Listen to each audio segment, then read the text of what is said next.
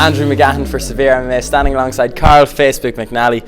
It's a new fight nickname I've given you. Oh, thank you. I'll take it so well. That'll do. King Facebook Carl McNally.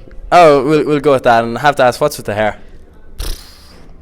My barber, I don't even tell him what I want. He just gives me what I want. I just go, Conrad, you do your stuff. He works his magic. Carl, it's been a stress relationship. Fight after fight, you've promised me that you're going to go back to the entrance song that won my heart. Next time we'll do it. Promise? Pinky promise right there. Pinky promise. Got it. For those of you that don't know Carl, I first saw him fight a Cage Contender. He came out to Deviltown from Friday Night Lights. Great. And ever since he just hasn't. So I'll have to ask you about tonight. He just fucking armbarred me is what happened. This is his opponent. This is great. This is one tough bastard for tough kicks. Lovely. Well. Always wanted to fight him. Great fighter. A SevereMMA exclusive. Oh, he's on his way. But he's bound to want the title, so he'll definitely want the rematch. Look, I'm finished with Clan Wars, you know. Fuck that. I don't want to fight Ross again. It was a great fight with Ross. Carl, I have to ask you, the wheel kick that you threw, was that a hit and hope? No, well, Battle Zone, if you go back to Battle Zone against Paul Wallace, who took me, I threw it against him and dropped him in the first round, but he took me back and got me for it. But in this instance, how clean was the connection? Because it seemed like then the armbar just fell into it. I think Ross more took the takedown than anything else, you know. So I think Ross got the takedown, kind of hit him and he was coming underneath it, and then he fell into it. I don't know, I just pushed my hips out. To be honest, we don't work much grappling in the club recently.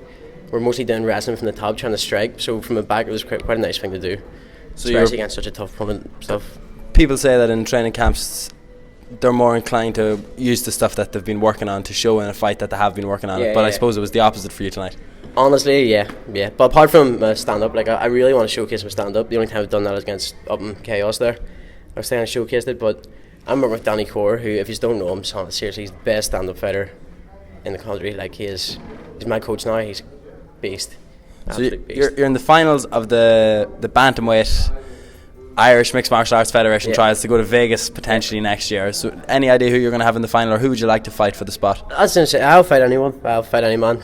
She's all new that I'll fight any man. But everyone's looking at these rankings at the minute. The rankings, let's be honest, they're not really.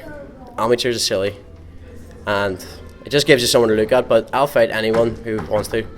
Motherfucker will fight. The thought of you in Vegas doesn't seem like it's going to end well. That's what if I go to Vegas next year, I just want you to know I won't represent Ireland at fighting, but I could go for cocaine and strippers in search of the wild desert. We can make the Hangover Part 4. Is that an invitation? Listen, anyone at IMMAF, we're bringing Andrew. It's simple as, and we're sharing a room. I'm top bunk. That's fair enough, Carl. Yeah, fair enough. I have to say, a guy who's isn't afraid to speak his mind on social media or post-fight, you went running around the cage said, I'm the best bantamweight in Ireland. I didn't mean that. That came off disrespectful, and I apologise for that, but I am. Anything else before we go, Carl? I've been waiting on this moment for so long to get Andrew to interview me, but that's me. Excellent. Thank you very much. Looking forward to your next fight, Thank you very much. Okay.